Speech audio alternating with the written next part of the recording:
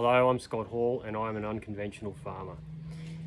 What I want to share in this video is the many hats that farmers must wear in order to succeed. And this one hat that I'm going to talk about in particular is the fact that farmers are futures traders. They're soft commodity speculators. A farmer holds all of the risk in a commodity that they choose to speculate in. Now, to speculate in this commodity is to predict what the market's doing, to forecast what the market's doing and how much they think they're going to get for their crop based on the supply and demand dynamics and the pricing, which are affected more than just supply and demand. Pricing is affected by inputs, and so there's a whole market dynamic associated with the inputs. Now, that's a very big game, and there's a lot of responsibility involved with that, and it's often overlooked. Now, what I want to use as an example right now is avocado farming. So those that have put all of their money and time and investment into avocados have failed to read the market. They've either failed to read the market or they have read the market incorrectly. And one of the things that a lot of farmers, but not all farmers, do is they look around them for the current trends and they do what everybody else is doing. They look at the price of something now and expect that price to be around when their crop yields. Now, it's a futures market. You know, we're planting now, and if something like an avocado may take 7 years to yield. It pays to be informed, or at least have a very good idea of what's going on in 6 to 7 years' time with the market. Now, I want people to avoid this mistake. So I really want to stress that we are soft commodities traders. We must start to read markets better. We hold all of the risk. Now, what I want to say is, who's on the other side of this trade? Who's against us on this trade? Because if there's a trade, somebody else has always got, for the lack of a better expression, the short side of the trade. They're shorting you.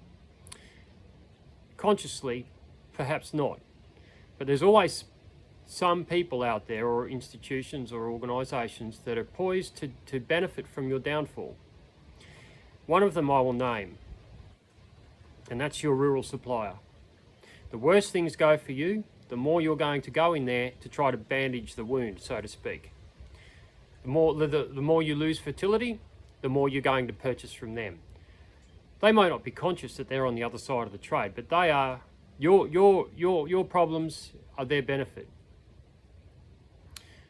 I'm using language like this because I have to frame this out in the terms of a trader, because that's what we are.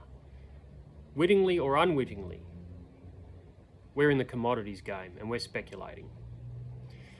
So another person who is on the short side of it, with a different type of relationship, which perhaps maybe not so specific with the term of short selling, but I would suggest more of disaster capitalism, other supermarkets and agents. It's very important to them. Well, pardon my cynicism, but it is advantageous to them in their position for farmers to go broke, so they can move down, vertically integrate and buy farms. It's disaster capitalism.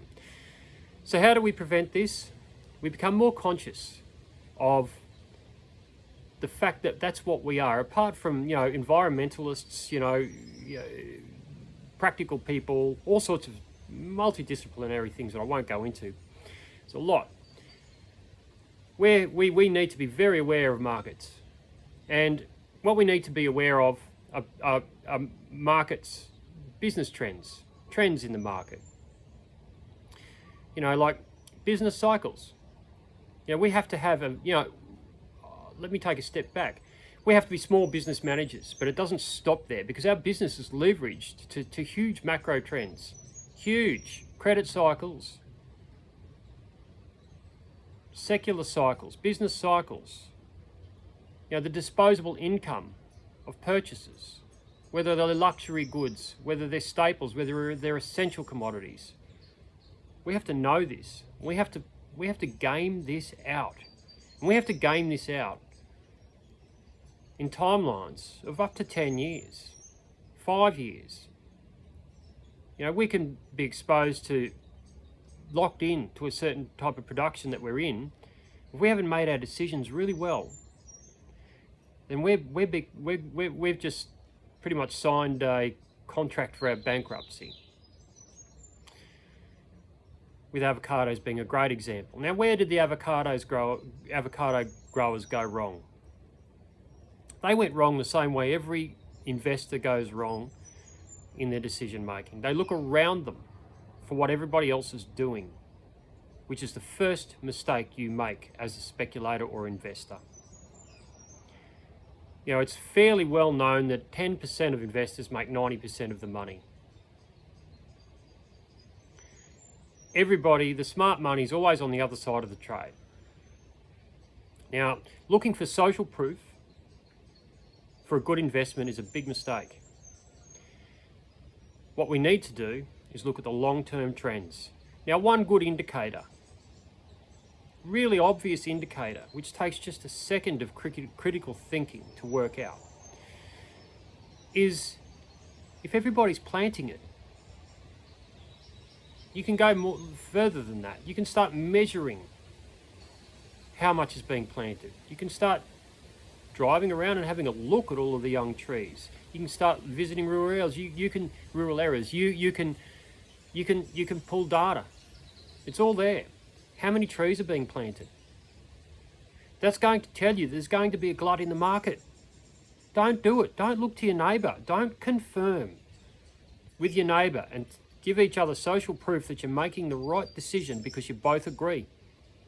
And you continue to agree and reinforce each other's position. It's a mistake. Let me tell you, the next one is going to be macadamia nuts. Right now is a good time to move out of macadamia nuts. Now, I've known a lot of smart farmers in my life. And one of the things that I've never forgotten, which makes a lot of sense to me, is if everybody's pulling it out, you plant it. Think about that. Supply and demand. It might not be fashionable now, and it might be being pulled out all of the time, but there will always reach a baseline where the minimum demand is not serviced, it's not met. You can track that, you can plan that, you can plot that, it can be done. So we're futures traders. We're exposed in a major way. We've got massive leverage on the trade, massive leverage. We've got so much debt that carries that speculation. Now, if you're familiar with the circumstances that created the economic crash in 2008, you might understand that that's disastrous.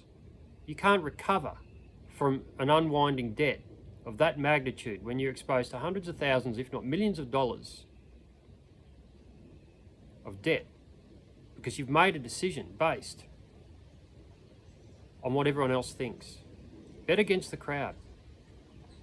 Start looking into the business cycles, credit cycles, particularly in this case, the secular cycles. I'm not going to explain what a secular cycle is here, but if you look on Amazon, there's a great book written about it, and there's a few other bit more information about it. But a secular cycle right now is super important, because a secular cycle is a very, very long-term cycle which the smaller business cycles work within.